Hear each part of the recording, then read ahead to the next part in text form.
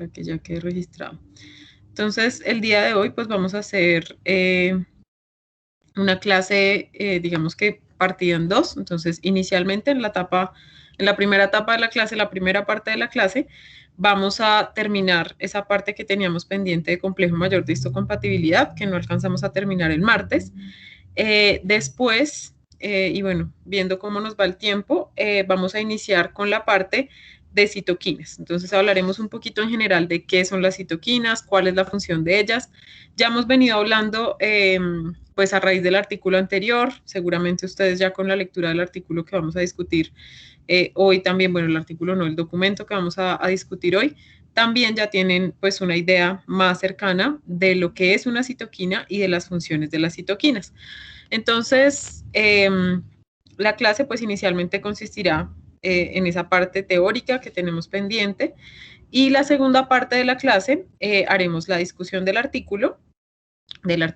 documento, que es el fragmento de la inmunología veterinaria de Tissart, donde habla básicamente sobre el comportamiento de enfermedad y el desarrollo de algunos cambios cuando hay un proceso inflamatorio. Entonces, en eso consistirá esa primera parte y ya finalmente, espero pues que a eso de las 2:30 más o menos, o 2:40, estemos pasando a la actividad sobre esa misma lectura. ¿Listo? Entonces, para que nos quede, digamos que fresquita la discusión y ahí ustedes ya pasan a realizar la actividad.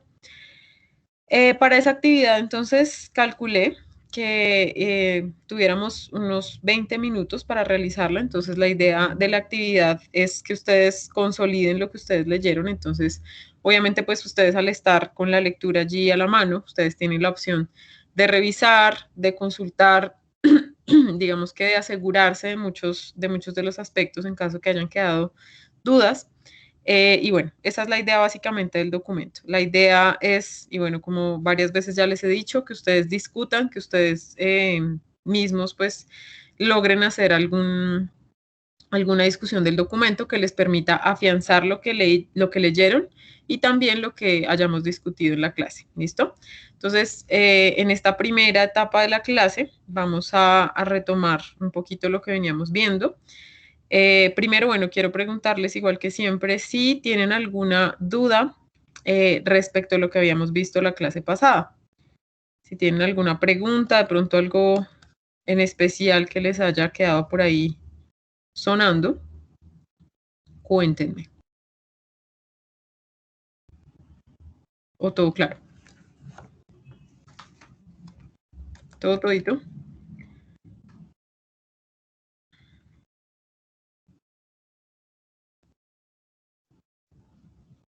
¿Aló? ¿Me escuchan?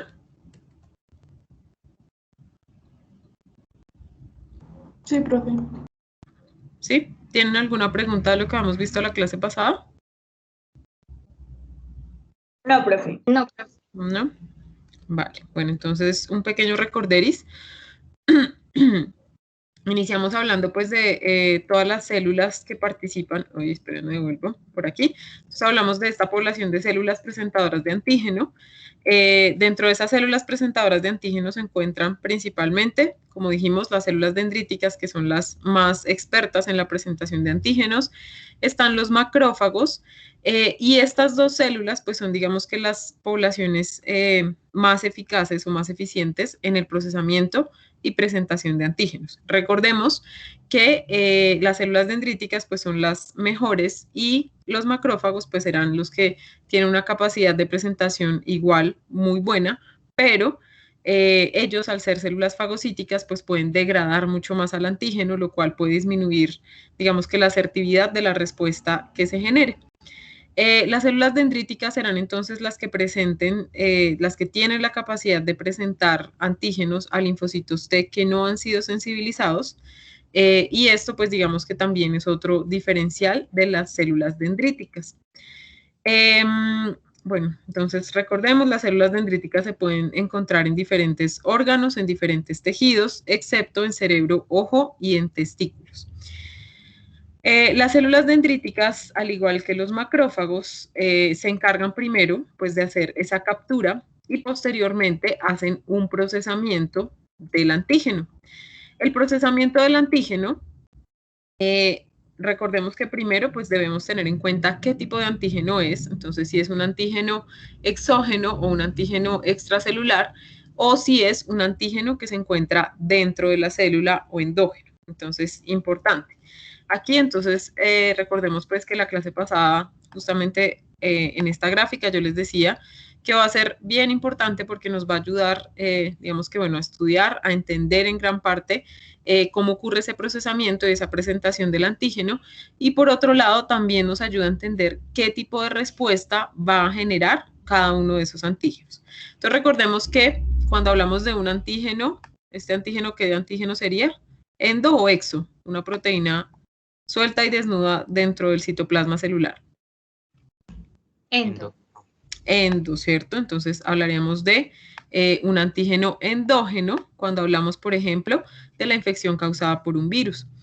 Estas proteínas, entonces, pertenecientes al virus, estas cadenas proteicas que pueden estar, como ustedes ya saben, tanto en la superficie como en su cápsula, incluso el mismo material genético del virus puede ser procesado, y esto se da, bueno, por un lado, gracias a las ubiquitinas, que son las que marcan esas cadenas peptídicas para que no excedan esos más o menos 9 péptidos, para que puedan ser posteriormente ya ensamblados en el retículo endoplasmático. Entonces, cuentan con las ubiquitinas, con el proteasoma, y ya posteriormente, gracias a una proteína transportadora, esos péptidos antigénicos van a ir al retículo endoplasmático, donde ya, como les decía, se va a dar ese ensamblaje. ¿Listo?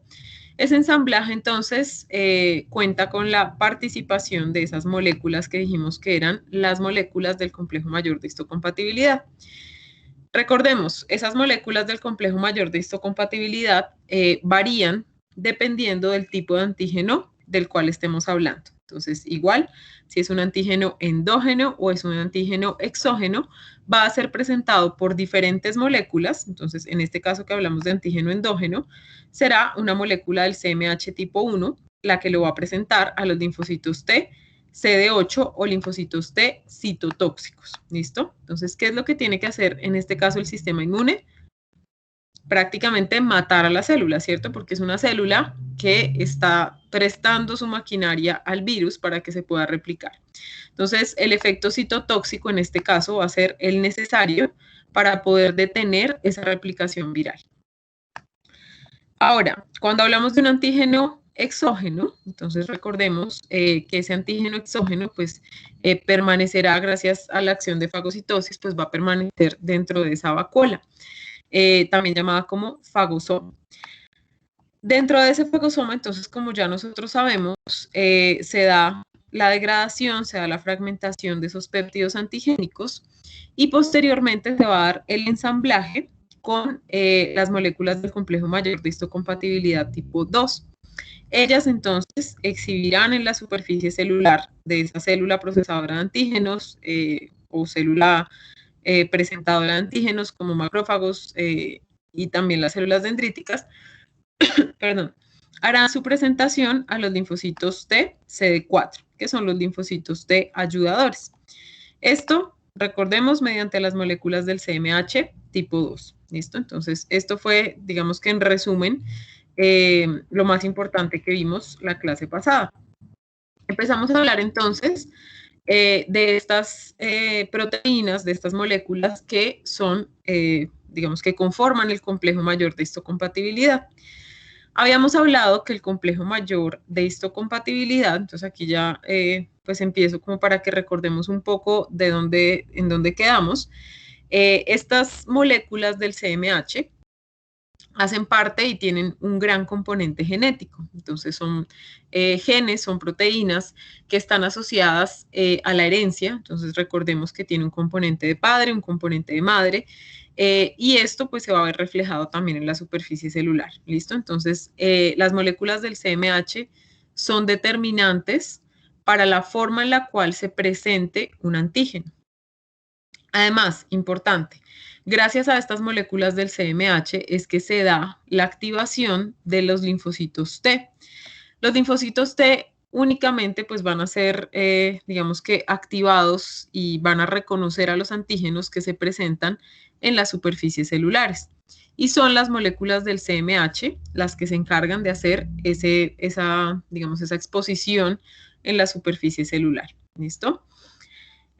Bueno, eso lo habíamos dicho. Recordemos entonces que son un complejo de genes y pues que esos genes son los que regulan ese procesamiento y esa presentación final ya del antígeno, del péptido antigénico.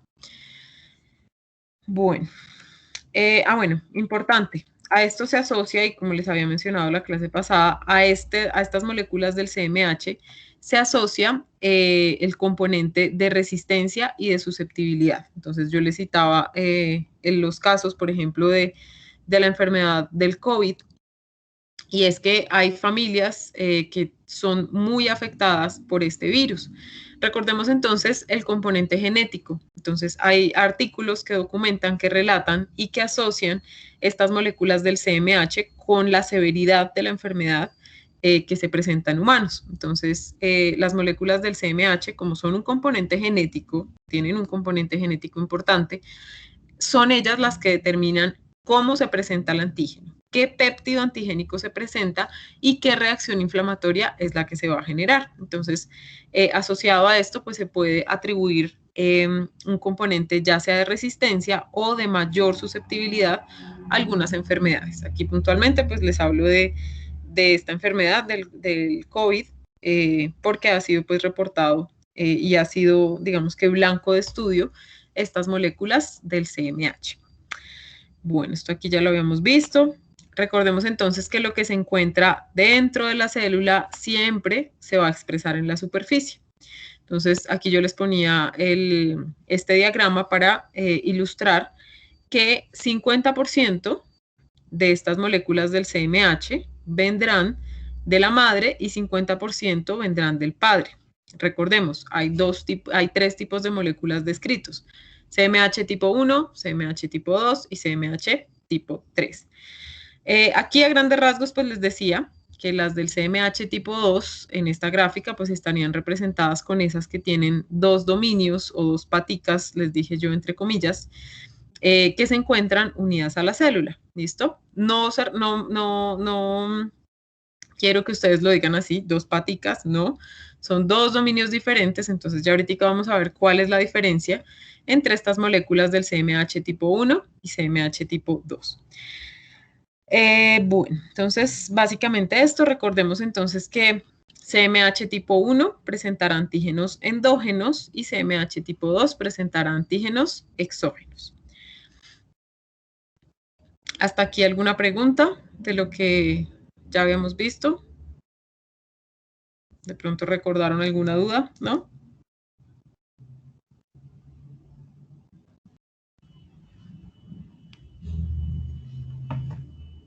No, profe.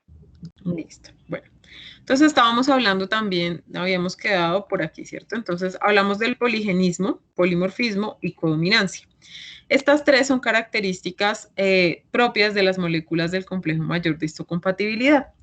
El poligenismo se refiere a que cada individuo tiene diferentes grupos génicos que se expresan en su superficie celular. Entonces, entre especies, las variaciones serán mucho mayores e incluso entre la misma especie, pues es posible que haya grandes variaciones, como ocurre en nosotros los humanos, por ejemplo.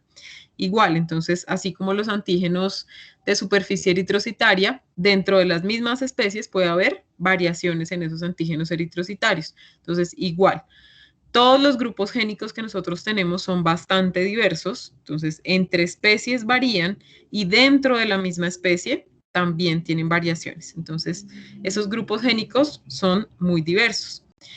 El polimorfismo se hace referencia a que las secuencias de aminoácidos que conforman cada uno de estos genes, es decir, la conformación como tal, y bueno, si nos vamos directamente al sentido de la palabra, la forma como tal de esos genes es diferente, más o menos lo que ya les decía. Entonces, acá hay grupos génicos diferentes y aquí hay secuencias de aminoácidos diferentes ya directamente en cada uno de esos grupos. ¿Listo? Entonces, la organización de los aminoácidos también va a ser determinante en el proceso de presentación de antígenos. Y por otro lado, la codominancia, que es otra de las características más importantes del CMH, y hace referencia a que cada individuo, como ya lo decíamos en la diapositiva anterior, expresa en su superficie 50% de padre y 50% de madre. Esto pues teniendo en cuenta que el CMH tiene un componente genético y está asociado a la parte genética, tiene todo el sentido, ¿cierto? Expresamos 50 de mamá, 50 de papá y de esa forma vamos a ver que una de las ventajas de esta codominancia es que tenemos mayor diversidad en nuestras moléculas presentadoras de antígenos. Entonces, eso nos va a generar mayor resistencia y bueno, ya vamos a hablar un poquito al respecto. Como les decía, bueno, ya aquí quedamos la clase pasada, entonces las moléculas del CMH tipo 1 y tipo 2 han sido las moléculas que se han asociado principalmente a la presentación de antígenos. Ahora, hay otro grupo de moléculas del CMH que son las tipo 3. Esas moléculas del CMH tipo 3 no se han descrito como moléculas presentadoras de antígeno, pero sí se les atribuye alguna función en pues la respuesta inmune como tal. Entonces, estas moléculas del CMH tipo 3 se encuentran en la superficie de algunas células. Sin embargo, pues no tienen, digamos, un papel central en toda la parte de presentación y procesamiento de antígenos. Ya vamos a hablar entonces de cada una de estas moléculas.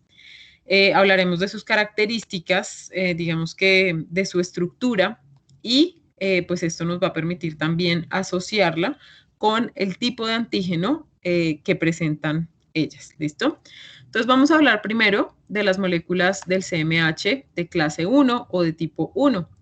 Entonces, la abreviatura, pues con la que la veremos normalmente cuando lo utilicemos será CMH tipo 1. También ustedes lo van a encontrar así en documentos. También, bueno, en inglés, si no estoy mal, es Major, sí, es MHC, la sigla en inglés. Entonces, estas moléculas del CMH tipo 1, como lo decíamos ya desde la parte inicial de esta presentación, el CMH1 presentará entonces antígenos endógenos. Antígenos endógenos, por ejemplo, moléculas o antígenos de origen viral o también células que sean células tumorales.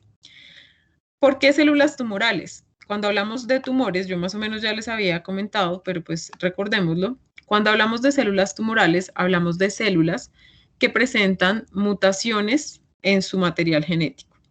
Esas mutaciones pueden ser reconocidas como antígenos, pueden ser reconocidas como alteraciones en la conformación de la célula y por lo tanto pueden ser consideradas como antígenos endógenos.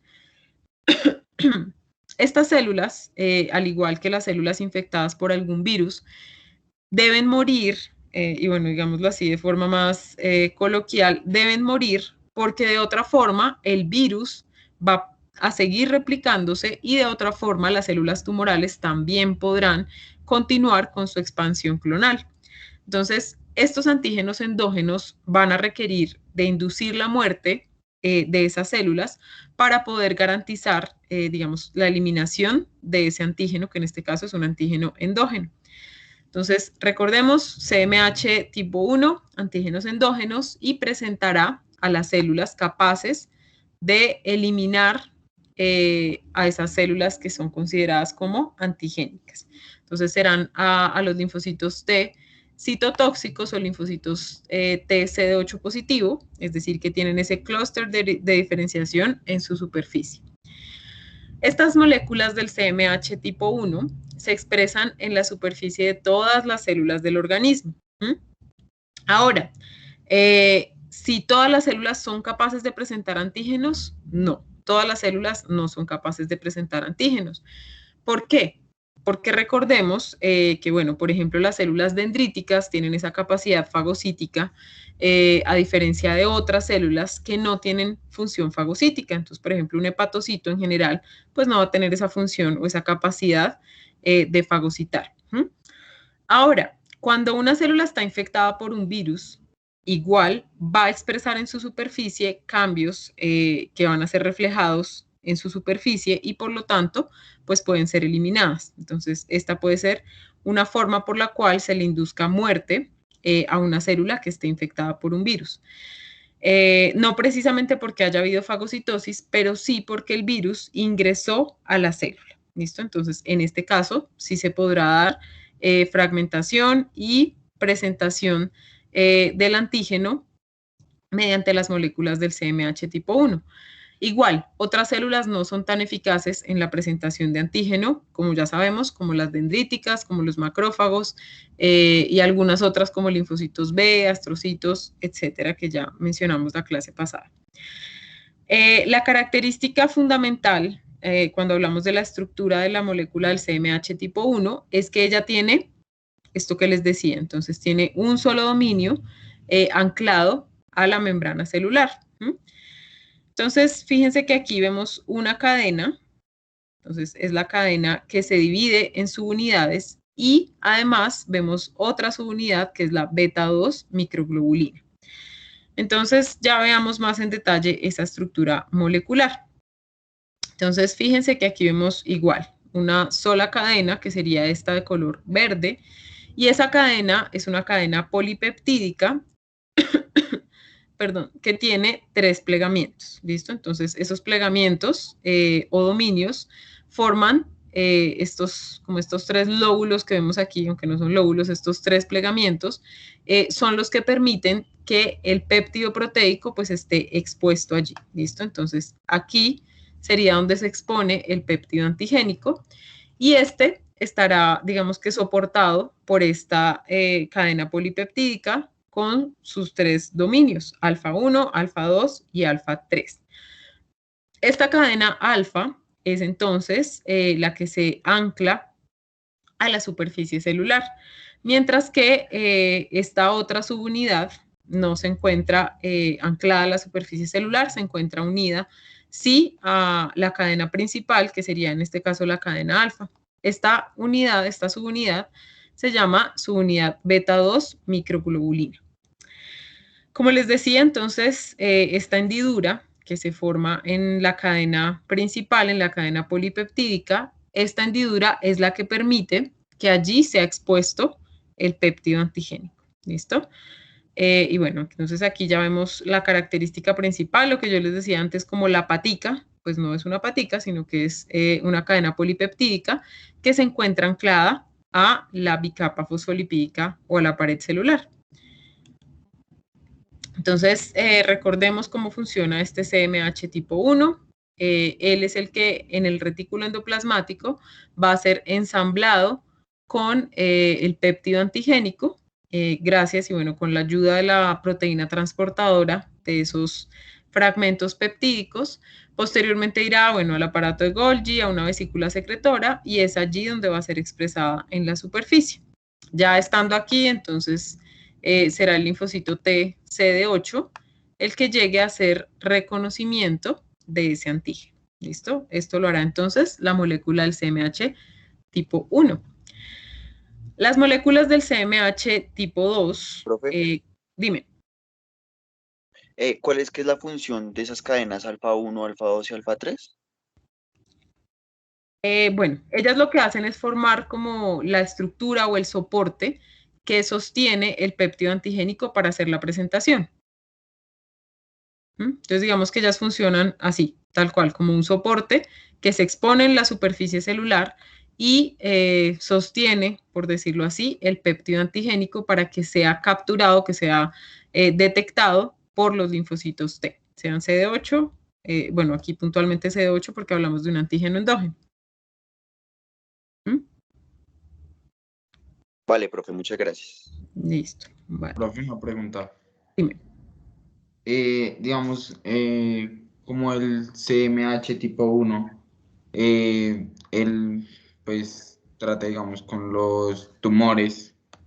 Cuando se genera un tumor cancerígeno y este tumor cancerígeno pues ya, pues uno lo nota cuando ya está muy avanzado, ¿es porque hubo un error del CMH? No.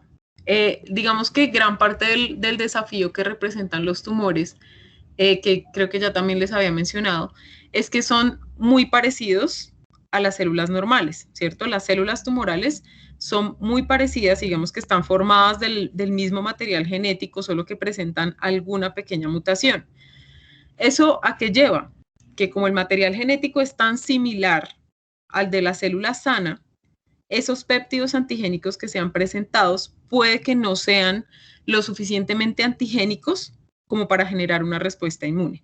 Entonces, la ventaja, entre comillas, que tienen los tumores es que ellos pueden mimetizarse o pueden camuflarse. Creo que alguno de ustedes utilizó esa expresión la clase pasada, o enmascararse, algo así, del sistema inmune, porque son muy parecidas, porque sus cadenas, porque la organización de los aminoácidos en el material genético es muy similar al de una célula sana.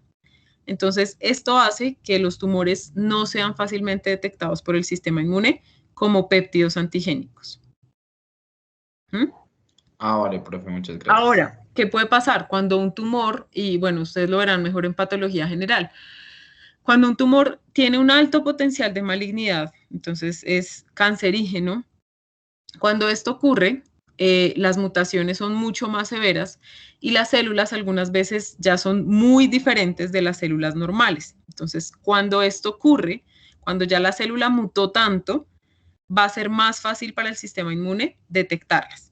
Pero recordemos varias cosas, ¿no? Recordemos, por ejemplo, que el sistema de complemento puede jugar allí doble. Entonces, puede proteger a esas células tumorales, porque son muy similares a las parecidas, a las propias, o puede también ayudar a destruirlas, ¿no? Entonces, ahí, en cuanto a tumores, el sistema inmune, pues es, digamos que algo que puede ayudar a que prolifere el tumor, porque en cierta forma lo reconoce como propio. ¿Listo? Listo, profe.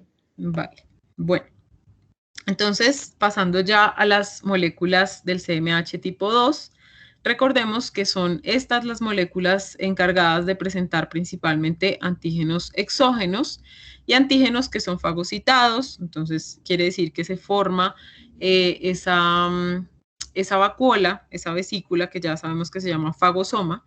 Entonces, este fagosoma o esta vesícula que se forma intracelularmente es la que va, perdón, es la que va a permitir, digámoslo así, que allí se dé el ensamblaje entre las moléculas del CMH y el péptido antigénico que ha sido previamente degradado. Entonces, recordemos, por ejemplo, que las células dendríticas son fácilmente, o sea, pueden presentar mejor antígenos porque ellas no degradan al igual que un macrófago. Entonces, su actividad destructora, por decirlo así, su actividad enzimática no es tan alta como la de un macrófago. Entonces, eso hace que el péptido antigénico esté más conservado y por lo tanto, pues su reconocimiento sea mucho más exacto y mucho más eficaz al momento ya de generar una respuesta.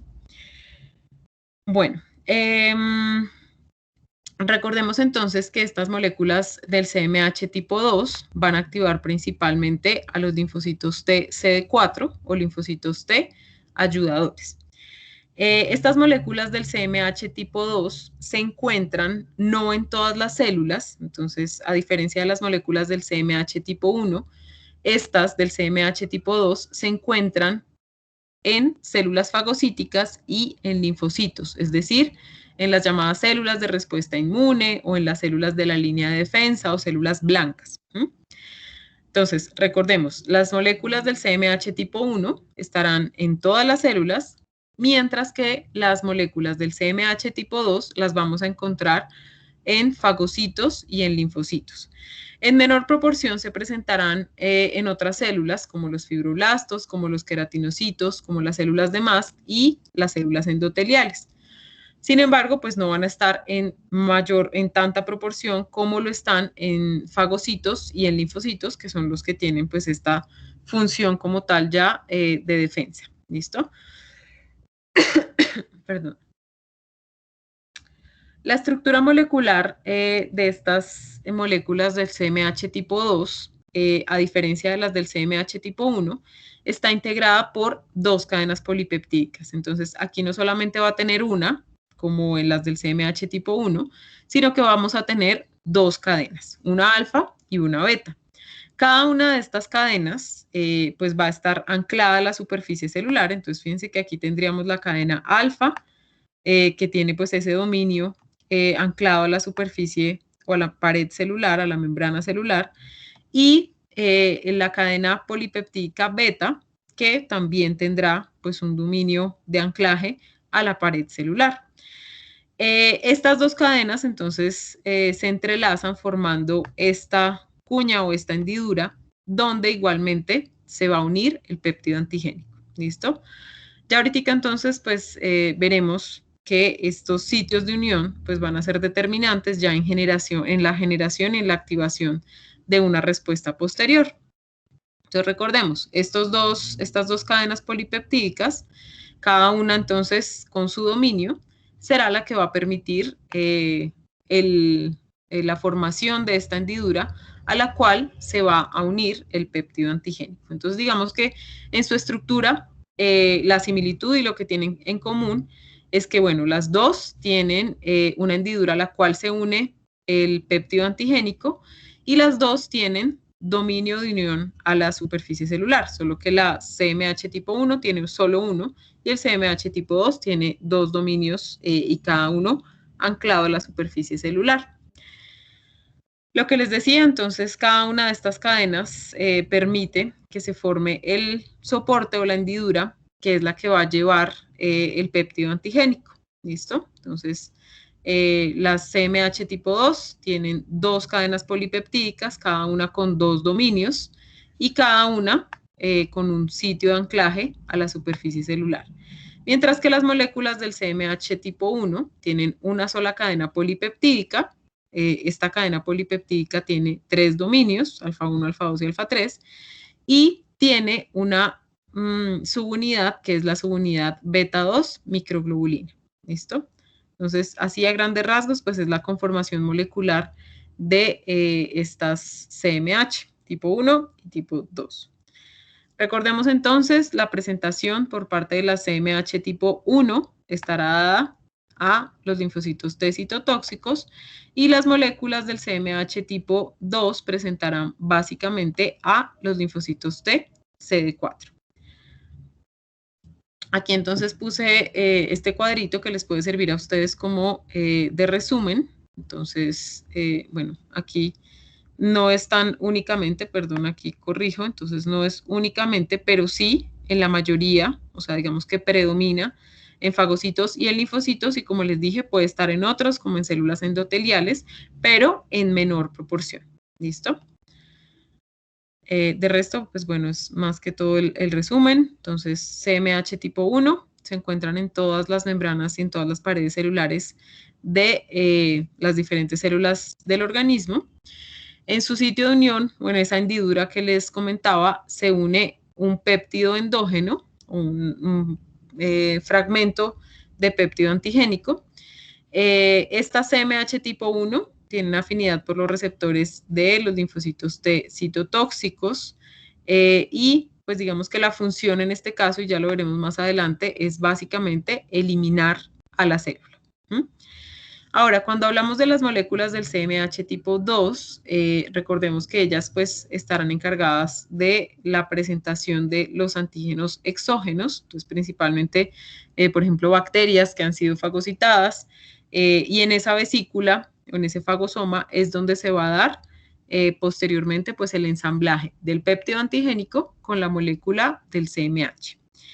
Estas moléculas del CMH tipo 2 presentan básicamente pues el antígeno a los linfocitos T CD4 positivos o también llamados como linfocitos T ayudadores. ¿Listo? Esto más, digamos que en forma de resumen, ya para que esta tablita pues les ayude a ustedes de pronto a repasar mejor.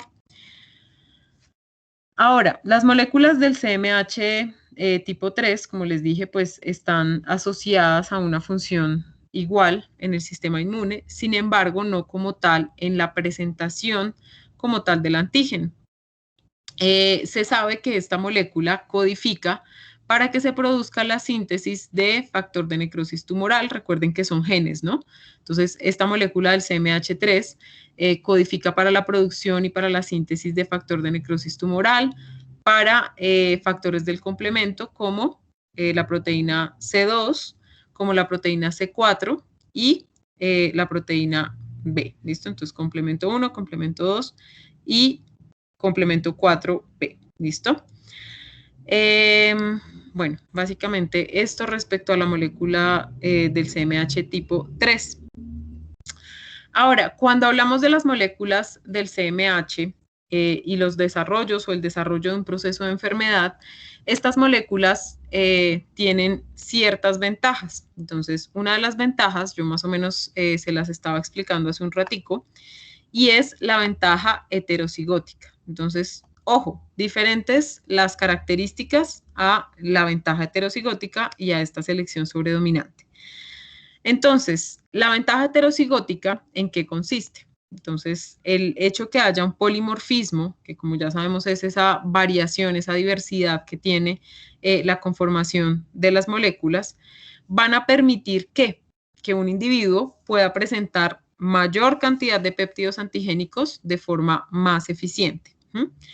Entonces, por ejemplo, si ustedes piensan evolutivamente, ¿cuál es el objetivo bueno, si nos vamos por allá hace muchísimos millones de años, cuando estaban algunas especies que ya tal vez no están, ellas querían reproducirse o bueno, se reproducían.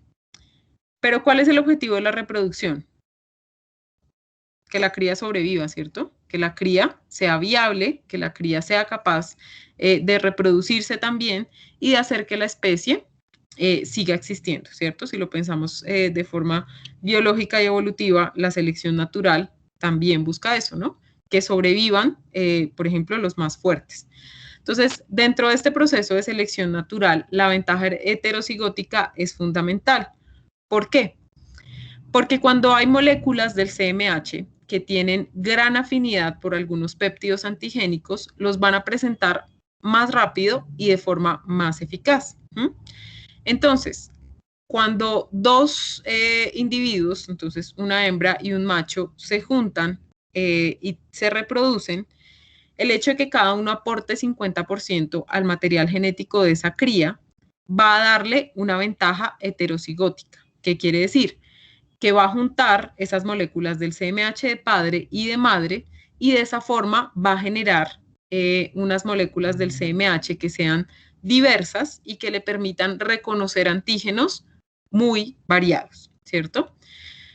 Entonces vamos a ver ahorita que entre mayor diversidad tengan esos antecesores o tengan esos padres de la cría, su sistema inmune va a ser mucho más eficiente, ¿listo? Entonces, a esto se asocia la ventaja heterocigótica.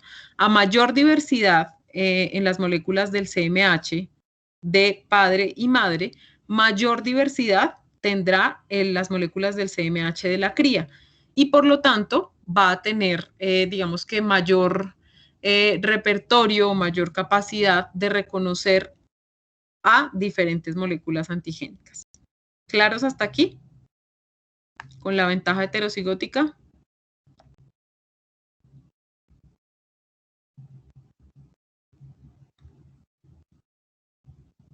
Sí, señora. ¿Sí? Entonces, mayor diversidad en los genes, en las moléculas del CMH, mayor capacidad de reconocer diferentes antígenos. Otra de los aspectos importantes cuando hablamos de las moléculas del CMH y la enfermedad está justamente asociado a lo que les mencionaba hace un momento de la selección natural. Entonces, a medida que han evolucionado diferentes especies y a medida que van pasando los años, se supone, pues bueno, digamos, tal vez en nuestra especie no se da tanto porque pues estamos, bueno, digamos que creamos un sistema de salud, etcétera. Ahora, cuando hablamos de especies y de animales que viven libres en la naturaleza, ¿cuáles serán los individuos que sobrevivan? Los que resistan mayor cantidad de enfermedades, ¿cierto? Y la resistencia a mayor cantidad de enfermedades está asociada, bueno, como ya dijimos, a esa ventaja heterocigótica. Y por otro lado, cuando estos animales que tienen una alta diversidad en esas moléculas del CMH, que es lo que dice aquí, entonces, entre mayor diversidad tengan en sus aminoácidos, que son los que conforman ese material genético, son los que mayor chance tienen de sobrevivir. ¿Listo? Entonces, esa diversidad, esa heterogeneidad en los aminoácidos de cada molécula del CMH es la que va a garantizar que haya mayor supervivencia de esa cría. Entonces, bueno, aquí ya lo pongo un poco más gráficamente. Entonces, la ventaja heterocigótica es la que les mencionaba. Entonces, entre mayor diversidad, pues mayor capacidad de reconocer diferentes antígenos. Cuando hay dos individuos que son heterocigotos, ¿qué significa? Que son diferentes, ¿cierto? Entonces tienen diferentes tipos de moléculas, hay algunas más dominantes, tienen entonces genes dominantes, genes recesivos, y cuando hablamos entonces de algo heterocigoto es que tiene, homocigoto, es que tiene las mismas características, ¿cierto?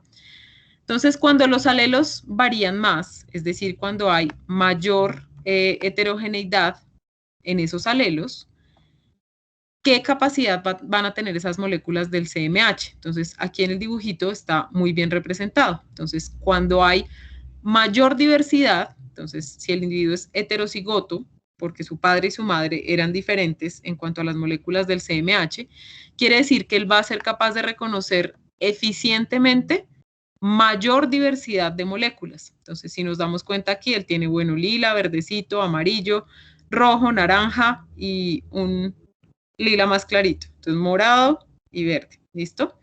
Entonces, hay mayor capacidad de reconocer diferentes antígenos.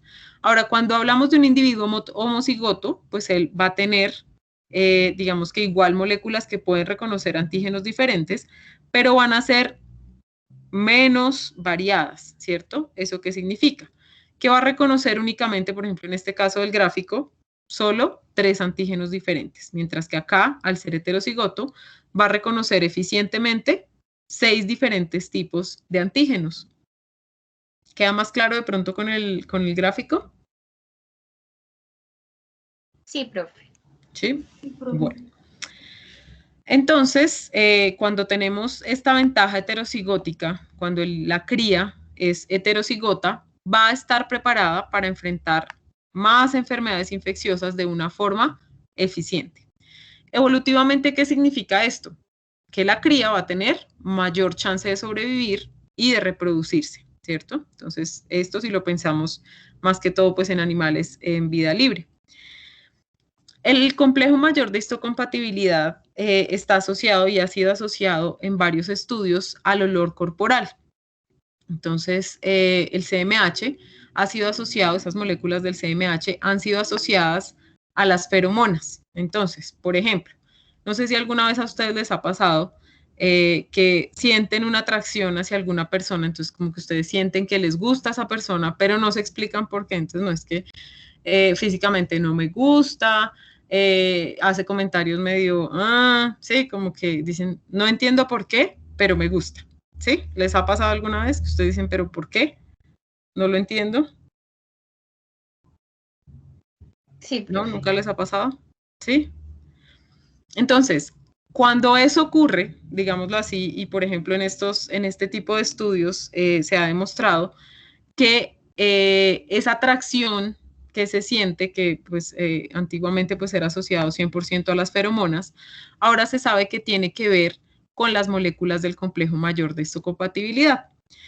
¿Por qué? Lo que buscaríamos evolutivamente es una pareja reproductiva, si hablamos pues ya a nivel evolutivo, lo que buscamos es una pareja que sea muy diferente en cuanto a sus moléculas del CMH.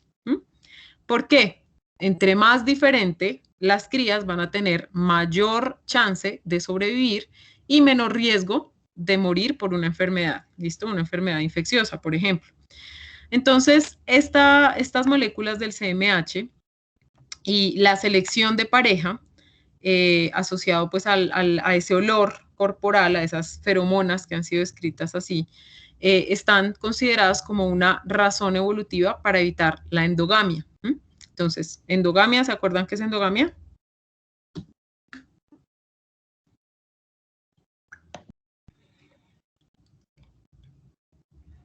¿Sí han visto ese concepto? Ustedes están viendo genética, ¿no? ¿Es emparejar como con la familia? Entonces, es cuando hay como una reproducción que se da dentro de un mismo grupo familiar. ¿Qué pasa si se reproducen los individuos dentro de la misma familia? ¿Cómo estaría la ventaja heterocigótica? ¿Sería alta o baja? Sería muy baja, ¿no? Muy baja, ¿cierto? Porque todos son parecidos. Entonces, hay mayor chance de que la cría sea homocigota. Entonces, esta razón, digamos, esta búsqueda de parejas que sean muy diferentes en cuanto a su CMH inconscientemente y a su olor corporal, que sería una forma, digamos, de describir esta capacidad que tenemos de identificar parejas diferentes o parejas heterocigotas, nos va a ayudar a evitar la endogamia y por lo tanto a aumentar el chance de sobrevivencia o de supervivencia, perdón, de la cría. ¿Listo?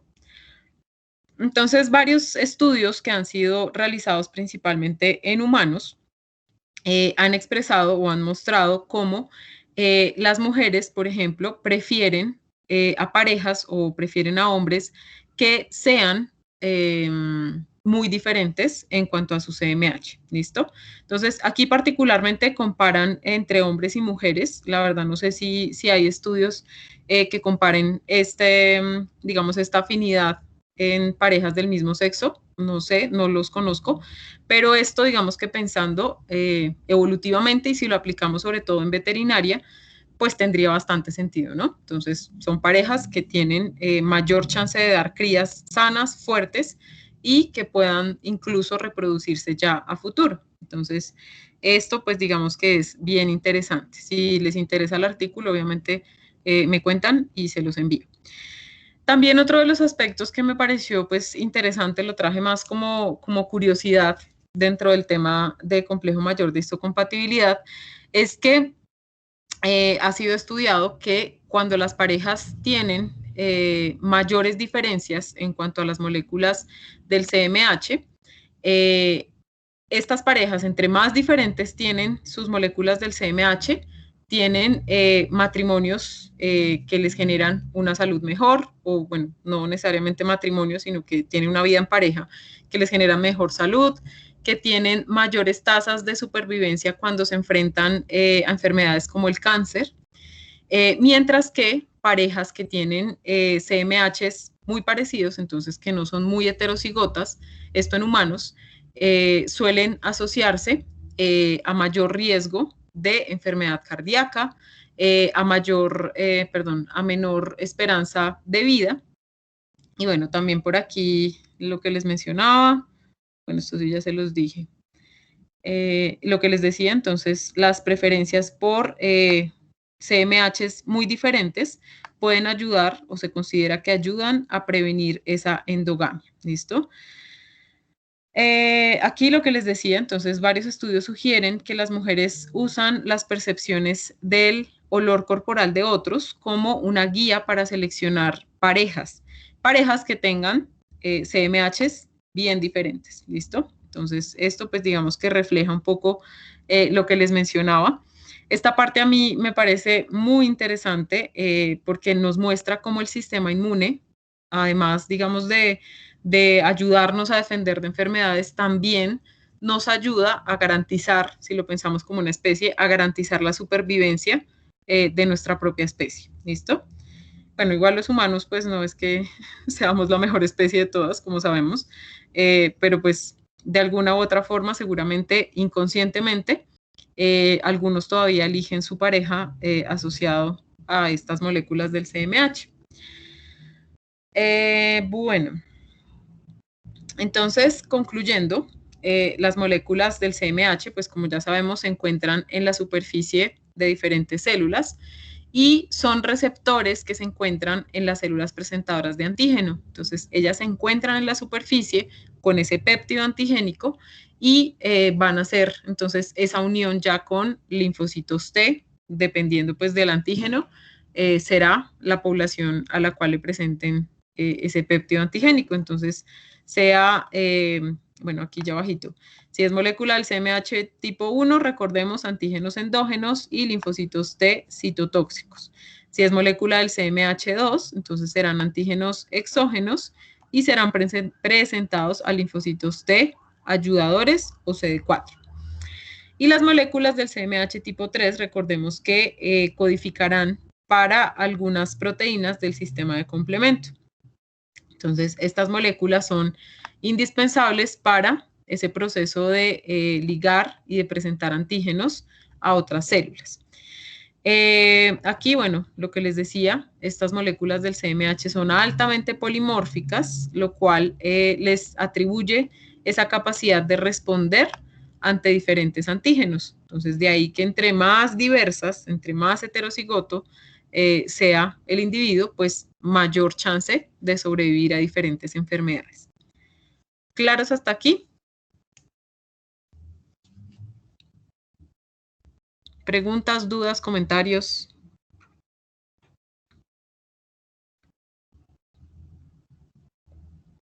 No, profe, por mi parte no. ¿No? Listo. ¿Ninguno? No, profe. No, profe. Listo. Bueno, muchachos, entonces creo que dejemos hasta aquí. Entonces, hasta aquí sería lo que iría incluido en el examen, en nuestro primer examen. Ya nos quedarían solo 4 minuticos, entonces no iniciaremos con el otro tema, que era de citoquinas. Entonces, hasta aquí iría nuestro primer examen, ¿vale?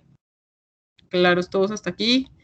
Y empezaríamos entonces con la discusión del artículo. Me dicen entonces que no tienen preguntas, ¿no? Que todo claro, súper, súper claro.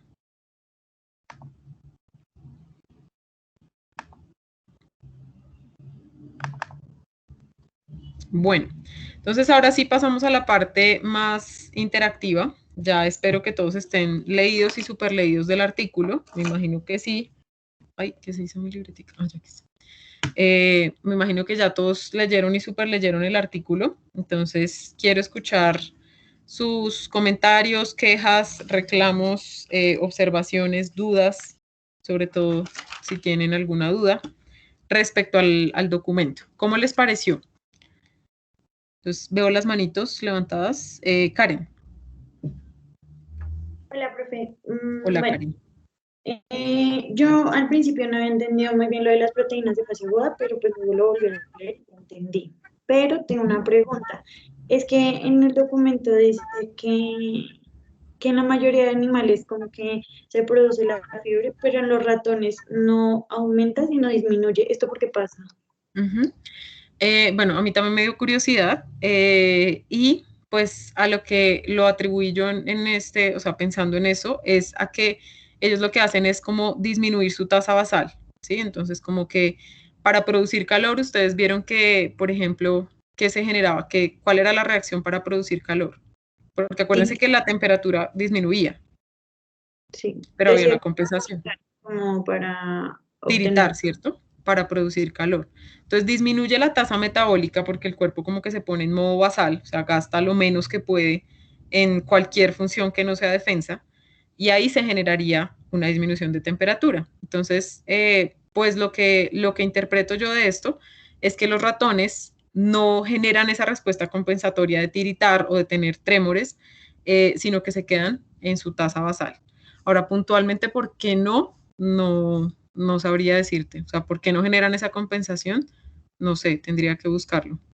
Pero sí, a mí también me produjo curiosidad. Y también me pareció pues curioso porque pues yo tenía entendido en mi ignorancia que la fiebre no era buena, o sea Ujú, que, y pues en el documento dice todo lo contrario, pues ujú. chévere. Y que es todo lo contrario. ¿Se acuerdan que tenía de bueno la fiebre? Yo también la primera vez que lo leí quedé como, oh. Sí, que mejoraba la maduración de las células dendríticas, la Ujú, secreción de linfocitos T y que que yo no sabía y me pareció también súper chévere que inhibía la apoptosis de los linfocitos T. Hace que duren más. Ajá, Exacto. entonces me pareció chévere, pensé que no tenía como un beneficio y pues Claro, digamos que puede tener cosas o consecuencias que no sean muy deseadas. Entonces, por ejemplo, si hay calor, hay pérdida de líquido, ¿cierto? Porque hay sudoración. Entonces, eso puede tener, digamos que una desventaja. El animal o el individuo puede deshidratarse en caso que no esté consumiendo suficiente líquido, ¿sí? Que es una respuesta compensatoria. Disipar el calor mediante sudor, que de hecho también salía en el video que vimos de Cells at Work. Entonces, sí, a mí también me llamó mucho la atención eso la primera vez que lo leí.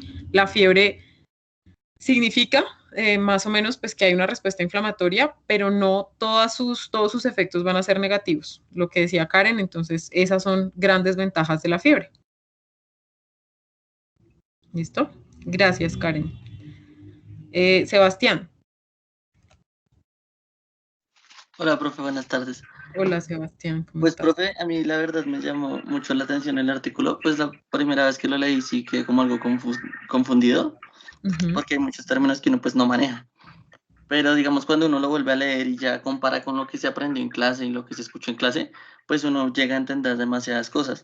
Me llamó mucho la atención de que, digamos, o bueno, yo pensaba que en una artritis no infecciosa, digamos en el caso de los caballos, hay aumentos significantes en la concentración de muchas hormonas y por mucho tiempo. Entonces, digamos, uno piensa que, digamos, la artritis es solo que se produce como tal en la articulación y no que no hay una repercusión en el resto del cuerpo. Y uno, o bueno, yo entendí gracias al artículo de que sí hay repercusiones en todo el cuerpo de cualquier cambio que haya en el sistema. Siempre va a haber una respuesta como una consecuencia, ¿cierto? Una secuela. Entonces, por ejemplo, cuando hay un evento inflamatorio, ¿qué pasa con la condición corporal, por ejemplo? Que es algo que tal vez no habríamos pensado mucho, aunque ya más o menos lo hablamos con el artículo, el primer artículo que leímos. ¿Qué pasa con la condición corporal? Pues usualmente no en todos los signos clínicos se demuestra una condición corporal. Obviamente está el aumento de temperatura, pero si tú ves al animal físicamente, no vas a decir, no, por simple vista no vas a decir el animal tiene fiebre. Sí. Entonces, pues ahí es cuando se presentan los casos de inapetencia. Digamos, en el artículo decía, cuando hay casos de inapetencia y hay fiebre, el animal pues obviamente físicamente va a tener un cambio. Pero que uno diga así a ojo, uy, ese animal tiene fiebre, pues No es fácil, ¿no? Hay que hacer un examen clínico. Y también otra cosa importante y es que el animal se enferma el día 1 y de una no vamos a ver la pérdida de condición corporal, ¿no? Es algo que difícilmente vamos a ver, que ya necesita un poquito más de tiempo. Listo, ya ahorita entonces hablamos bien puntualmente de esa parte. ¿Algo más, Sebastián, que quieras aportar? ¿No? Vale. Kevin. Profe, pues a mí me generó curiosidad, pues digamos, partiendo del punto de vista de Karen, sobre la fiebre y digamos los beneficios que generaba, digamos que no me quedó muy claro porque en algunos casos, digamos que esa fiebre no es inhibida y pues creo que tiene como repercusiones en el sistema nervioso. ¿Cómo O así que digamos, no es inhibida? o sea, como que esa fiebre no baja. Y yo, pues, yo he escuchado casos de que la fiebre como que no, como que se descontrola, como que no disminuye y como que genera unos daños como en la parte cerebral. Cuando ya es muy severa, Sí, que puede señora. hacer que la persona convulsione y todo eso, ¿sí? ¿A eso te refieres? Ujú. Sí, señora. Ok.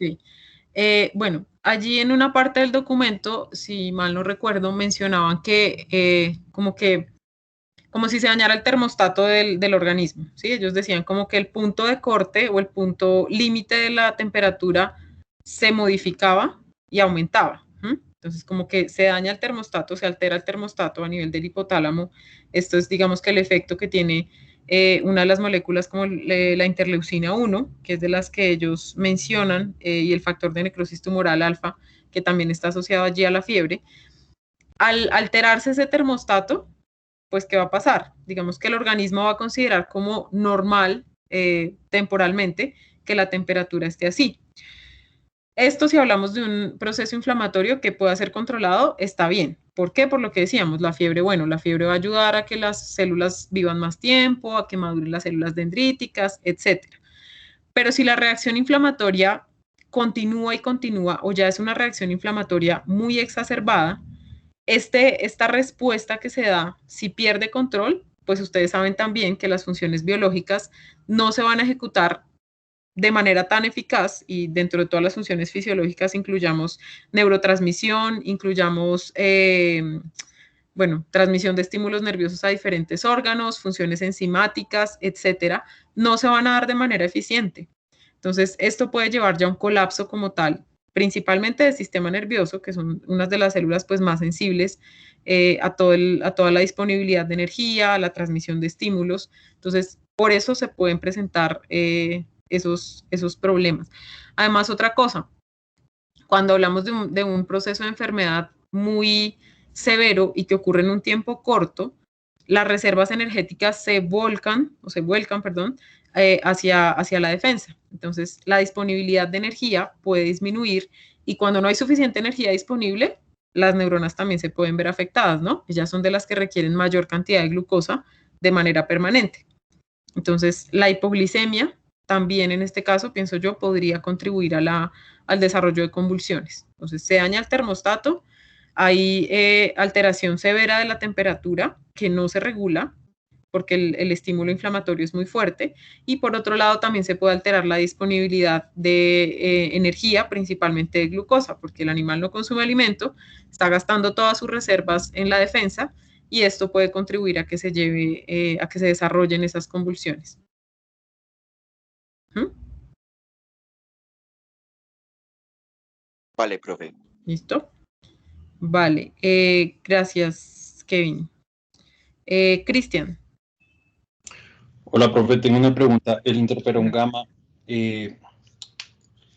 digamos, tiene una respuesta, o sea, tiene otra función más importante que, digamos, la activación de los macrófagos y aumentar su capacidad. ¿Que si el interferón gamma tiene otra función? Pues es que en la definición dice que una de las funciones más importantes es la activación de macrófagos y aumenta la capacidad fagocitaria. Uh-huh. Para respuestas inmunes y para respuestas adaptativas, ¿tiene más funciones además de eso? Sí, el interferón gamma también, si no estoy mal, sí. Ellos lo ponían en que eran unas de las citocinas que eran capaces de producir la liberación, pues a nivel de macrófagos, producir la liberación de esa High Mobility Group Box Protein que actúa como una alarmina. Entonces, ese interferón gamma también contribuiría pues a la respuesta proinflamatoria, ¿no? Al actuar como, o al estimular la producción de una alarmina, que sería esa High Mobility Group Box Protein 1, y pues esta proteína, como sabemos, actuaría ya a nivel de la pituitaria, a nivel del hipotálamo. Entonces, pues estimularía la inflamación. Okay, pero pues está asociada a lo mismo que tú dijiste, ¿no? A la activación de macrófagos. Pero recuerdo que ellos hablaban de ese puntualmente. Sí, creo que solo esa fue la que mencionaron, que yo recuerde. Y que tengo aquí en mis apuntes, sí. ¿Listo? Listo, profe, gracias. Activación. No, pero esta sí no. Listo. No, la que tú dijiste. Vale, gracias, Cristian. Wendy. Bueno, profe, yo no tengo como tal una pregunta. Wendy, no te escucho bien, no sé si soy solo yo. Bueno, es interesante que me parece. ¿Ya me escuchas bien o Compañera, tampoco? creo que te está molestando el internet. ¿No? Sí, no te escucho bien.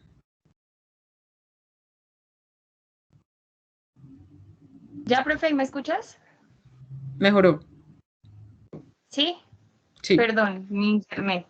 Tranquila, a todos nos pasa. Bueno, que yo no tengo una pregunta, sino es más como a comentario, profe, como a lo que más interesante me pareció, y es a lo que se refería mi compañera Karen, que es como a entender toda la sintomatología, digamos, del animal, ¿sí? O sea, o bueno, también de uno. que uno cree que, pues, yo qué sé, la enfermedad, los signos, los síntomas son como algo malo, pero no, o sea, no siempre son malos, que obviamente en exceso, digamos, en este caso las citoquinas, el exceso de secreción de estas o liberación de estas va a conducir como a cosas malas como la es lo que tú decías de la pérdida de peso, ¿sí?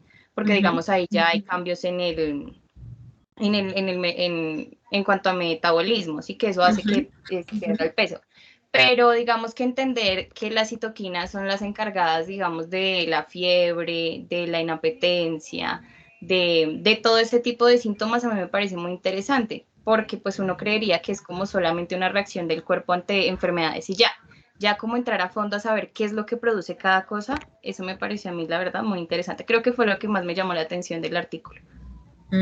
Sí, justamente por eso les dejé este documento y creo que lo dejaré por siempre porque muchas veces, y lo que yo les decía al comienzo con la materia, vemos la inmunología como una parte totalmente teórica que no se aplica en realidad a la clínica del animal.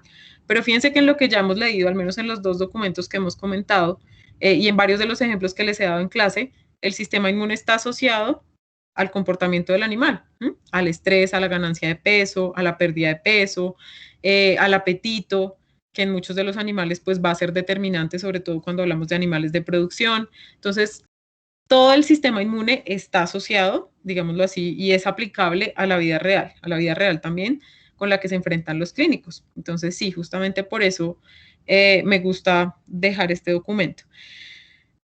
Bueno, para las 2 personas que siguen, Andrés Felipe y Diana Carolina, y de pronto si alguien más tiene comentarios, me gustaría que tocáramos un poco la parte de los cambios metabólicos, que ya Wendy estaba más o menos citando algunos de esos cambios.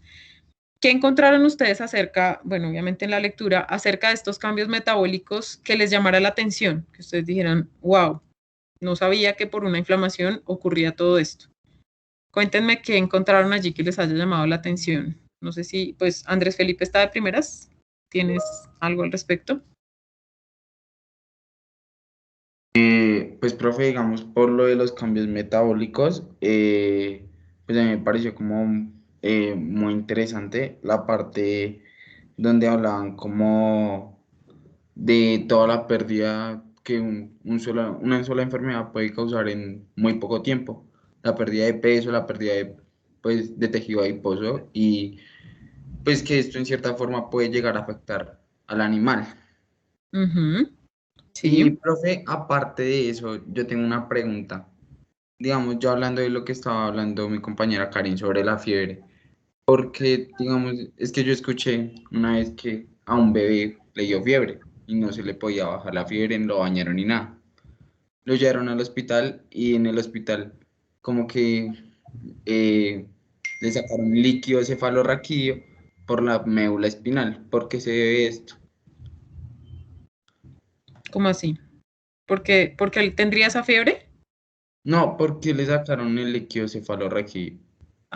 Bueno, pues no sé qué más tenía el niño, pero yo qué pensaría, bueno, recordemos, no soy clínica, pero yo qué pensaría y por qué haría yo ese tipo de pruebas.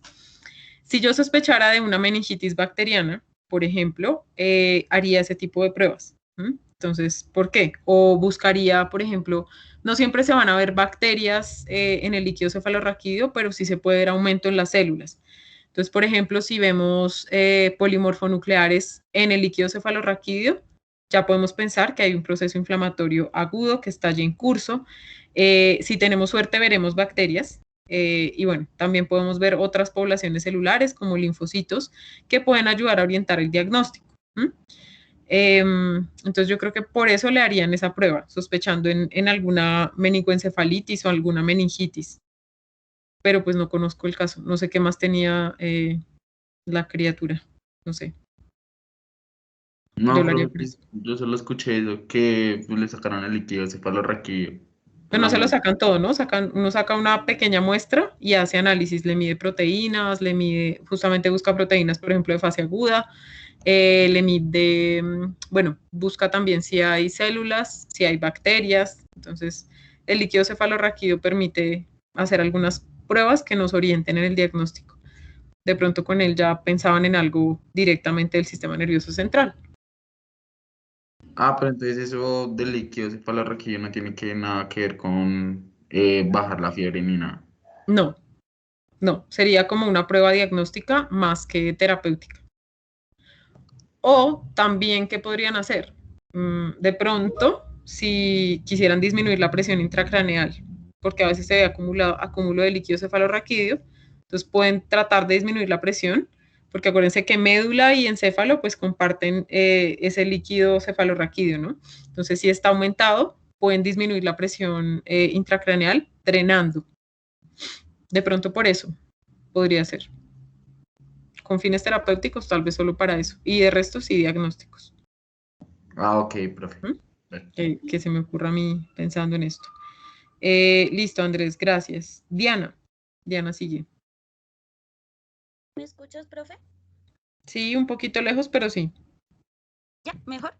Ajá. Bueno, referente a los cambios metabólicos, según lo que leí, me pareció bastante interesante, pues, cómo en cierta medida las citoquinas, además de generar, digamos que, por así decirlo, efectos relativamente buenos sobre el organismo del animal, ante pues la presencia de diferentes injurias o demás, podría generar también un efecto contraproducente, el cual pues es la baja de peso y también pues que en cierta forma el catabolismo proteico pues al momento de generar como un efecto avanzado sobre podría pues generar no solamente afectación al músculo sino como tal al sistema inmune.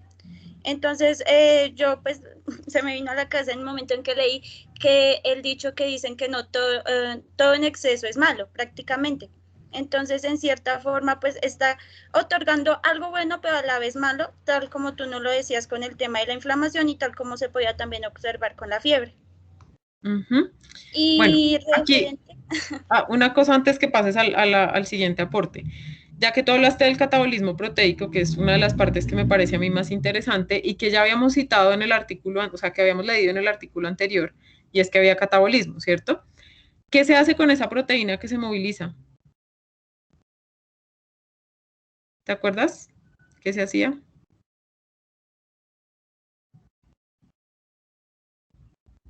Primero, ¿de dónde se moviliza la proteína? No tienes que ser solo tú, Diana, pueden ser otros también. ¿De dónde se moviliza la proteína? Profe, ¿de los músculos?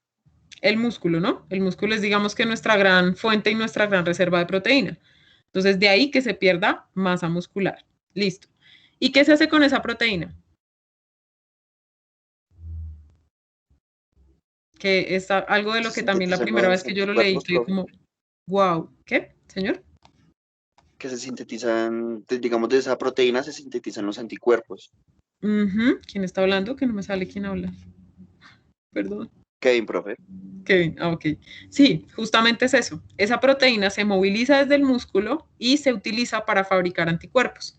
Entonces, esto es algo de lo que uno dice, bueno, el animal está perdiendo condición corporal, no es muy bueno, no es deseado, pero esa proteína está, digamos que siendo bien invertida, ¿no? Está invirtiéndose en hacer anticuerpos para sobrellevar la enfermedad. Entonces, es una, digamos, como lo venía diciendo Diana, tiene su lado bueno y tiene su lado malo. Entonces, pierde condición corporal, bueno, se nos adelgaza un poquito el animal, está enfermo, pero está luchando. Significa que su organismo está movilizando sus reservas para crear ya unos anticuerpos específicos o unas también llamadas defensas, ¿no? Entonces, listo, ya Diana, quería hablar de eso. Sigue, Diana. Profe, y lo de la otra pregunta, pues era sobre un tema pequeño que observé ya en las últimas páginas del documento, que era acerca de la enfermedad del injerto contra pues el huésped. Yo quería preguntarte, profe, en dado caso, pues cuando se hace el injerto o se hace el debido proceso para ¿cuáles métodos o estrategias se utilizan para inhibir el sistema inmune? Puesto pues que a veces es rechazado. Bueno, dentro de los protocolos más comúnmente utilizados, y sobre todo en individuos que están inmunocompetentes, lo que se utiliza es inducir inmunosupresión. Creo que también lo habíamos mencionado cuando hablamos de transfusión de sangre, creo que medio lo tocamos. Entonces, lo que se busca es, digamos que inhibir ese sistema inmune, y medicamentos, por ejemplo, que son muy eficientes en esa labor de inmunosupresión, son los corticoides. Los corticoides lo que hacen es inhibir esa respuesta inmune, entonces disminuyen también la diferenciación de células de la línea de defensa y eso pues va a hacer que la respuesta inmune sea menos eficiente. Entonces, digamos que esa es una de las formas más conocidas en casos de trasplantes, en casos también incluso de transfusiones sanguíneas repetidas. Y, por ejemplo, cuando se hace, uno de los protocolos cuando se hace transfusión sanguínea en pequeños animales, que es donde más lo he visto, bueno, que también en equinos, lo que se hace es aplicar antihistamínicos para evitar esa reacción inicial inflamatoria. Entonces, por ejemplo, cuando nosotros estamos haciendo una transfusión de sangre, la sangre, ¿a dónde la estamos poniendo? Dentro del vaso sanguíneo, ¿cierto? Si reconocemos o si el sistema inmune reconoce una gran cantidad de una sustancia extraña, porque es sangre que viene de otro lado, una sustancia extraña, se va a activar la inflamación de forma incluso sistémica, intravascularmente. ¿Qué sustancia se produce en estos procesos inflamatorios agudos? ¿Cuáles de las sustancias que predominan esa inflamación aguda? ¿Se acuerdan?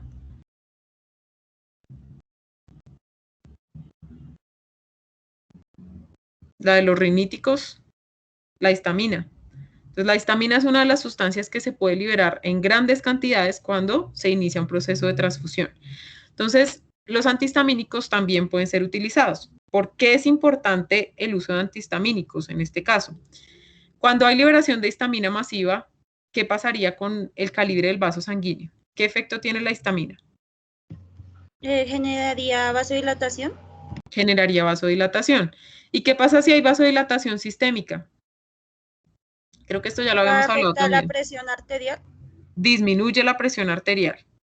Creo que ya por alguna pregunta del shock anafiláctico que una vez me hicieron. Entonces, disminuye la presión arterial sistémicamente y eso va a llevar a hipoperfusión. La sangre no va a llegar a todos lados, los órganos pueden fallar, el individuo incluso podría morir. ¿Listo?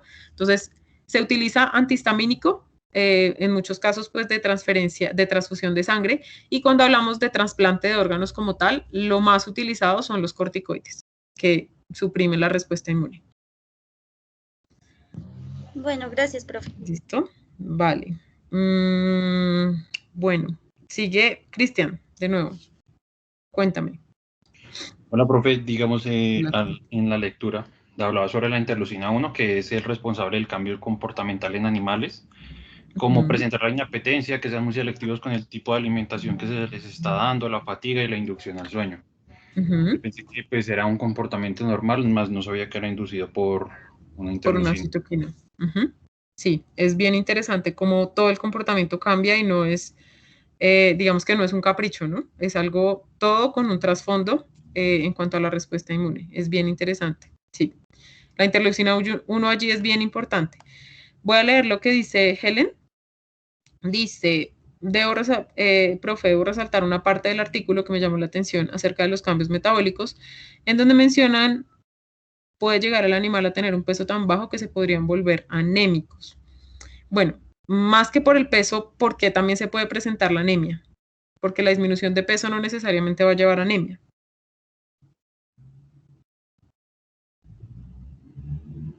¿Qué pasa con la médula ósea cuando hay un proceso inflamatorio que ya lleva un tiempito? Ay, profe, qué pena, yo te respondo, pues no a esa pregunta, pero sí, decía algo de eso en el artículo, de hecho decía de la sidina, que era la que suprimió la absorción intestinal del hierro, y también hablaba de la aptoglobina. Bueno, decía que esas eran las que inducían la anemia por infección. Listo. Entonces, no solo por el lado del cansancio medular, que era el que yo me estaba dirigiendo inicialmente, sino que también se disminuye la disponibilidad de hierro. Casi que todo el hígado empieza a capturar el hierro, ¿cierto? Eso era lo que nos decía allí. Entonces, hay menor disponibilidad de hierro, de tal forma que los glóbulos rojos no van a poder formarse tan eficientemente ni transportar oxígeno de forma eficiente. Y por otro lado está el cansancio medular. Entonces, cuando un proceso inflamatorio ya lleva mucho tiempo y el individuo produce células de defensa, ya llega a un punto de cansancio medular. Entonces, aquí ya no va a haber diferenciación de glóbulos rojos, no va a haber maduración de eritrocitos y eso puede reflejarse en una anemia. Listo, Ellen. Y por aquí Ellen también dice, aunque este sí no me sale completo, allá. Dice, además mencionan que el músculo se debilita por falta de tejido adiposo, dando a entender que esa grasa es después de todo esencial. Claro, la grasa es súper importante. La grasa hace parte de las paredes celulares. Entonces, los fosfolípidos que conforman la pared celular son muy importantes, de ahí la importancia pues que también tengamos grasa en nuestro cuerpo. Aquí hay otra parte respecto a la disponibilidad de grasa. ¿Recuerdan ustedes por qué disminuía la disponibilidad de lípidos?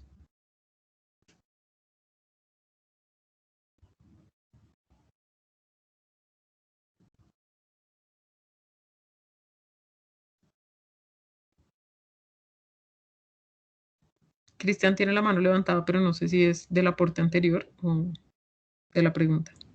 Es del aporte anterior, profe. Ok, vale.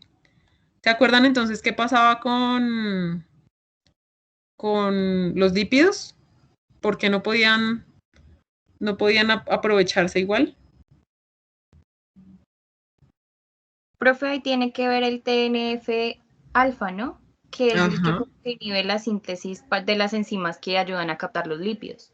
Exactamente. Entonces, fíjense que una citoquina también está relacionada con funciones metabólicas como la producción de enzimas, que como lo decía Wendy, van a ayudar a degradar los lípidos y a disponibilizarlos. Entonces, bien interesante cómo la misma respuesta inmune va como que atravesando diferentes funciones metabólicas y alterando en general todo el comportamiento del organismo. Listo.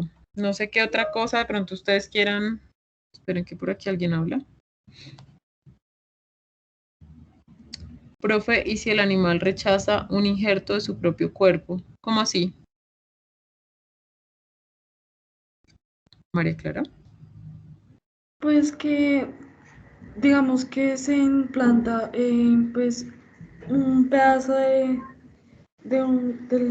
pedazo de injerto en el propio cuerpo de la persona o del animal, ¿eso lo puede rechazar? ¿Dices tú como un colgajo de piel? Por ejemplo, si hay quemadura o algo así. Sí, profe. ¿Sí? Bueno, en estos casos, hasta donde llega mi conocimiento, no es que se produzca un rechazo. Lo que pasa es que al momento de hacer una disección y de hacer un corte de algún tejido, digamos que son muchos los vasos sanguíneos que pueden salir afectados. Como hay tanto daño vascular y tanto daño, por ejemplo, al tejido subcutáneo, a la matriz extracelular, esto puede llevar, bueno, primero a una inflamación allí, a una necrosis del tejido, entonces el tejido puede perder vitalidad porque no está llegando la sangre, sobre todo el colgajo, siempre es el que es más afectado porque pues pierde su irrigación principal. Y en ese caso lo que se da más que un rechazo, porque no se da rechazo, es que haya desvitalización del tejido, que haya necrosis. Entonces es más eso a que sea rechazo. Pues lo que yo he visto en cirugías, sobre todo cirugías, por ejemplo, cuando se remueven tumores, que es necesario hacer alguna plastia, entonces como utilizar piel o hacer cortes en la piel para poder cubrir un área a la cual se le ha removido la piel, es que tratan de conservar una parte unida a su, digamos, a su forma original y se mueven el resto de los cortes de la piel para que se conserve algo de la irrigación normal. De esa forma se disminuye el riesgo de necrosis del colgajo, pero no es como tal que haya un rechazo. Si hubiera un rechazo ya sería pues una enfermedad autoinmune, pero generalmente cuando se hacen ese tipo de plastias no se trata de rechazo. ¿Listo? Karen. Profe, yo tengo otra pregunta que me surgió leyendo otra vez esto, los apuntes que hice.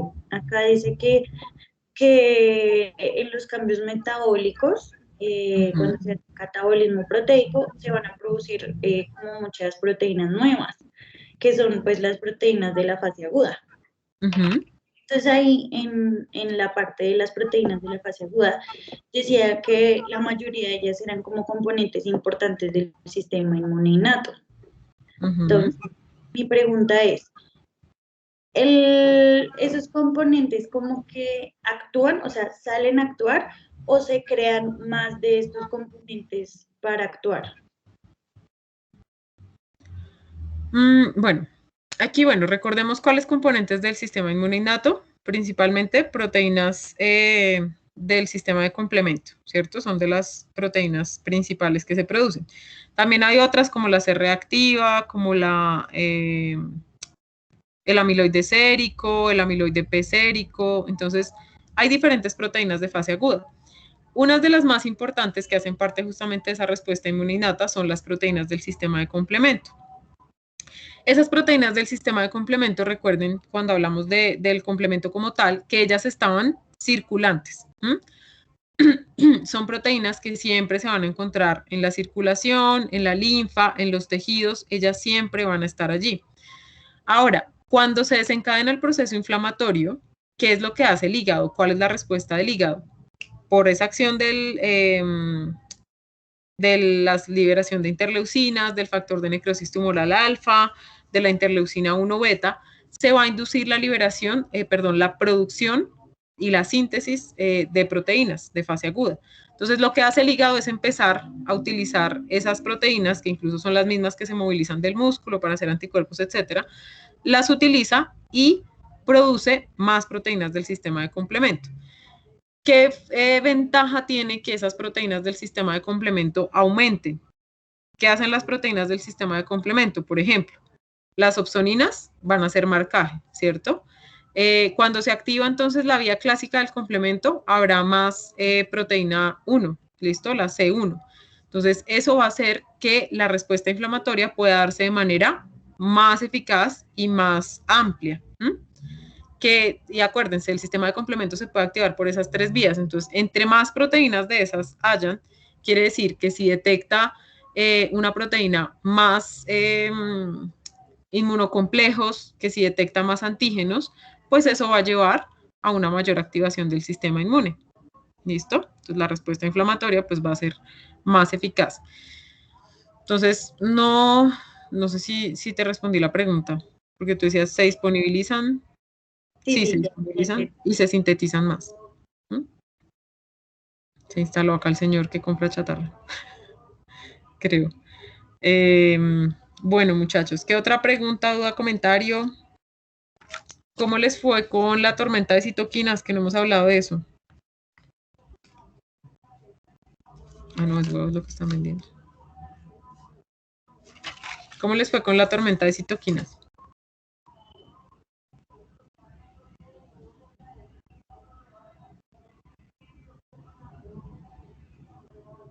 ¿Es buena o es mala la tormenta de citoquinas? Mala, ¿no? profe. Malas. Mala. ¿Por qué es mala? ¿A qué lleva esa tormenta de citoquinas? ¿Qué consecuencias puede tener? Profe, ¿no sería como una respuesta inmune como muy exagerada? ¿Una inflamación constante? Más que constante, una inflamación muy exagerada en un tiempo muy corto, ¿cierto? Entonces, más o menos ayer en la tutoría yo se los mencionaba, se liberan grande cantidad de citoquinas, una gran cantidad de citoquinas intravascularmente, por ejemplo, ¿cierto? O pues sistémicamente. ¿Qué consecuencia tiene la liberación de esas citoquinas? Entonces ya ustedes saben que hay unas proinflamatorias, que hay otras que regulan esa inflamación, etcétera. Pero ellos puntualmente hablaban de una de las consecuencias de la tormenta de citoquinas que es más importante y es la activación del endotelio. ¿Sí vieron cuando ellos hablaban de coagulopatía o coagulación intravascular diseminada? Sí, profe, y también de trombosis capilar. Que es también parte de la coagulopatía intravascular. Entonces, esta parte pues es más, digamos, de lo que ustedes verán en patología general, pero me parece importante que ustedes vayan asociando esas dos partes, ¿listo? Entonces, cuando hay una reacción inflamatoria, las paredes vasculares, bueno, ya nosotros vimos que, por ejemplo, las células endoteliales empezaban a expresarse lectinas, integrinas en su superficie para que el neutrófilo se adhiriera y después hiciera su migración. Pero también esas células endoteliales, cuando hay una reacción inflamatoria o algo que pueda generar una lesión masiva en su superficie, en la superficie de las células endoteliales, esto va a llevar a que se empiecen a adherir plaquetas, ¿listo? Una de las respuestas iniciales siempre que hay alguna lesión vascular es la adhesión de plaquetas, que son las que ayudan a la coagulación. Entonces, cuando se adhieren plaquetas, las plaquetas van a traer más plaquetas, ¿listo? Ellas liberan una sustancia que son los tromboxanos y lo que van a hacer es estimular la agregación de plaquetas, ¿vale? Entonces, ¿esto a qué puede llevar? A que se formen trombos, que serían esa agrupación de plaquetas con fibrina, etcétera, y van a ocluir la luz vascular, ¿listo? Entonces, esta sería la coagulopatía intravascular diseminada o esa formación de coágulos entre capilares, entre vasos sanguíneos en general. Esa es una pues de las consecuencias más letales de la tormenta de citoquinas y listo. Algo importante de ese síndrome de respuesta inflamatoria es que es agudo, ¿no? Como su nombre lo dice. Entonces, lo que pasa en este caso es que se liberan muchísimas citoquinas en un tiempo muy corto, lo que genera una reacción inflamatoria muy severa y casi que descontrolada. ¿Tienen alguna otra pregunta, comentario, duda? ¿Todo claro? Bueno, acá yo quería decirles algo respecto a todas las proteínas de fase aguda que nos mencionaron. Dentro de los objetivos de la lectura, y bueno, aunque ellos nos hablan, por ejemplo, el amiloide sérico A predomina en bovinos, predomina en gatos, en equinos, en humanos, etcétera, pues digamos que no es tanto el objetivo que ustedes se memoricen eso, entonces no quiero que gasten tiempo en aprenderse esta parte, sí que conozcan cuáles son las proteínas de fase aguda y que conozcan cuál es su función, ¿sí? Más eso que ustedes digan, predominan tal especie, predominan, no. Entonces, en eso, por favor, pues no quiero que se desgasten ni sufran tratando de aprender esa parte porque no es algo que consideremos relevante, al menos por ahora. ¿Listo? Y bueno, no sé si tengan algún otro comentario o ya pasamos al ejercicio.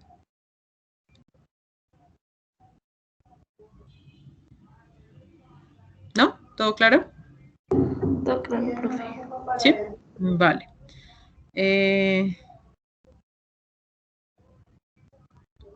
No entiendo, profe, y como tan que vienen siendo los escalofríos. No entiendo, Julie. ¿Cómo así, como tan? Será de pronto como tal. Los escalofríos como tal que vienen siendo. Ok. Los escalofríos sería como esa respuesta de tiritar, ¿no? O el cambio en la temperatura es lo que genera ese estremecimiento. Creo que actúan como el tremor, pero no estoy segura. Alguna vez lo leí, pero no recuerdo. Voy a buscar al respecto, ¿listo? Porque se dan escalofríos. Porque en la lectura no lo mencionan, ¿cierto? Ellos no hablan puntualmente de esos escalofríos. ¿Listo? Bueno. Esperen que no veo. ¿Qué dice? No lo dicen. Sí. Listo. Es como una forma de termorregulación. Pues si pensamos en el escalofrío como el tiritar, sí podría ser como una forma de regular la temperatura. Pero no tengo certeza que sean por eso los escalofríos. Entonces voy a buscar, porque la verdad no tengo certeza. Les podría estar hablando cosas que no son. Bueno, muchachos, entonces, no siendo más, iniciaríamos la actividad. Bueno, no sé si quieran 5 minutos para repasar o la dejamos así como está a las 1:40.